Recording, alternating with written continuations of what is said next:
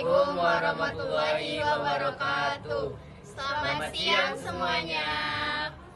Perkenalkan, saya Fauzia Dwi Azura. Saya Dinda Ramadhani. Saya Mutiara Nuraini. Saya Diarini Ramadhani. Saya Itu Japran. Kami dari kelas 10 Merdeka 9. Kami akan membahas tentang sejarah singkat tentang Kerajaan Demak. Kerajaan Demak berdiri sekitar tahun 1478 Masehi. Pendirinya adalah Raden Patah, keturunan Majapahit dan Muslim pertama yang memimpin kerajaan besar di Jawa. Letaknya ada di pesisir utara Jawa Tengah, pusatnya di Demak.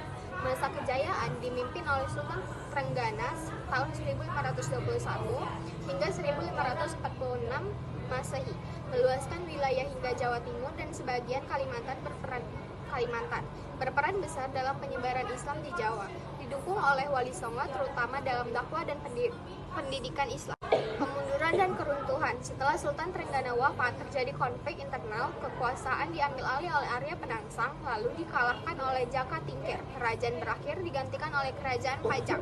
Peninggalan penting, Masjid Agung Demak, tradisi Islam di pesisir utara Jawa, pengaruh budaya dan politik Islam di Nusantara, dilanjutkan oleh kehidupan politik dan pemerintahan Kerajaan Demak.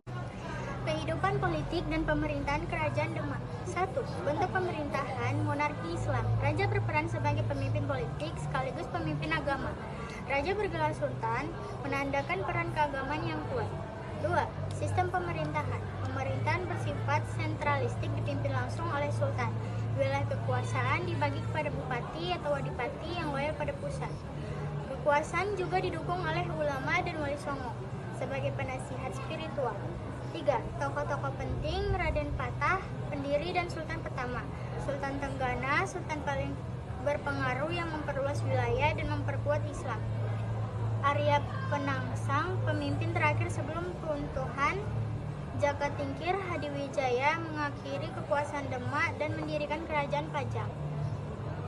4. Politik ekspansi dan islamisasi. Menaklukkan wilayah Hindu-Buddha seperti Majapahit, aktif menyebarkan Islam ke pedalaman dan pesisir lainnya, memanfaatkan peran para wali dalam memperkuat legitimasi kerajaan, dan dilanjut dengan kehidupan ekonomi Kerajaan Demak.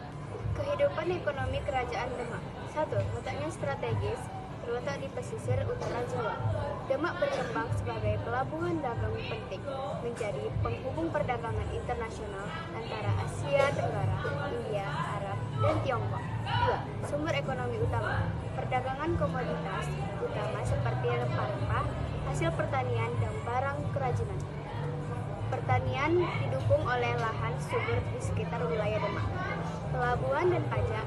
Kerajaan memperoleh pemasukan dari pajak perdagangan dan aktivitas pelabuhan. 3. Mitra dagang. Menjalin hubungan dagang dengan perdagangan dari Gujarat, Malaka, Arab, dan Tiongkok. Juga aktif berdagang dengan kerajaan-kerajaan di Nusantara seperti Maluku dan Kalimantan. 4. Kaum Muslim dan ulama. Banyak pedagang Muslim turut menyebarkan agama Islam melalui jalur dagang. Ekonomi dan agama berjalan seiring dalam membentuk jaringan dagang Islam di Nusantara. Kehidupan sosial dan budaya Kerajaan Demak. 1. Struktur sosial. Raja dan bangsawan berada di puncak, berperan sebagai pemimpin politik dan agama.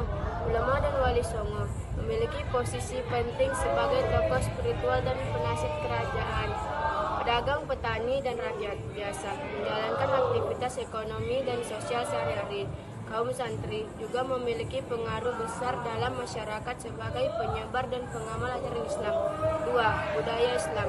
Budaya Islam sangat kuat menggantikan tradisi Hindu-Buddha sebelumnya. Banyak adat dan seni tradisional diselaraskan dengan nilai-nilai Islam. Perayaan keagamaan seperti Maulid Nabi dan tradisi grebek dimulai sejak masa ini. 3. Karya arsitektur dan seni. Masjid Agung Demak adalah contoh arsitektur Islam yang khas, memadukan gaya lokal dan Timur Tengah.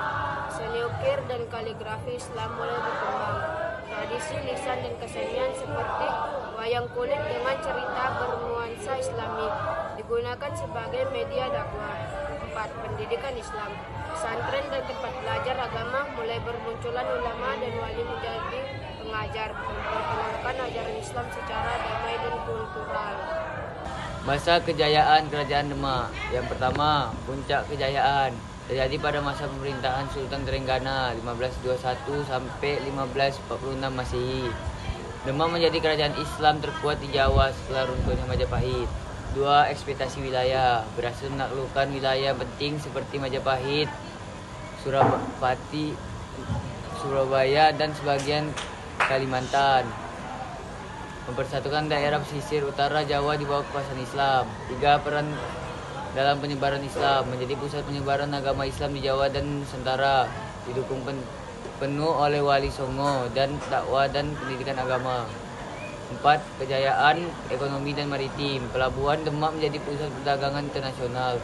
Ekonomi berkembang pesat melalui jalur dagang laut dan pertanian. 5. Budaya dan arsitektur.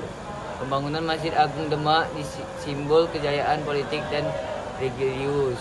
Budaya lokal dipadukan dengan nilai-nilai Islam. Keruntuhan Kerajaan Demak. 1. Perebutan kekuasaan. Setelah Sultan Trenggana wafat tahun 1546 Masehi, terjadi konflik perebutan tahta antara keluarga kerajaan. Perebutan terjadi antara Pangeran Sekar Seda Lepen dan Arya Penangsang. 2. Kekacauan politik. Arya Penangsang naik tahta, tetapi pemerintahnya tidak stabil dan mendapat banyak penolakan. Muncul perlawanan dari Jaka Tingkir, Hadi Wijaya, menantu Sultan Trenggana. 3. Kalahnya Arya Penangsang. Dalam pertempuran Arya Penangsang dikalahkan oleh pasukan Jaka Tingkir, menandai berakhirnya kekuasaan dinasti Demak. 4. Berdirinya Kerajaan Pajang. Setelah kemenangan Jaka Tingkir, pusat kekuasaan dipindahkan ke Pajang. Demak kehilangan pengaruh politiknya dan berubah menjadi wilayah kekuasaan baru. 5. Faktor-faktor penyebab keruntuhan. Yang pertama itu konflik internal keluarga kerajaan. 2. Lemahnya penerus pemimpin setelah Sultan Trenggana. 3. Tidak ada sistem suksesi yang kuat. 4. Campur tangan elit politik dan militer, termasuk adipati-adipati yang ingin berkuasa. Sekian dari video presentasi kami ucapkan wassalamualaikum warahmatullahi wabarakatuh.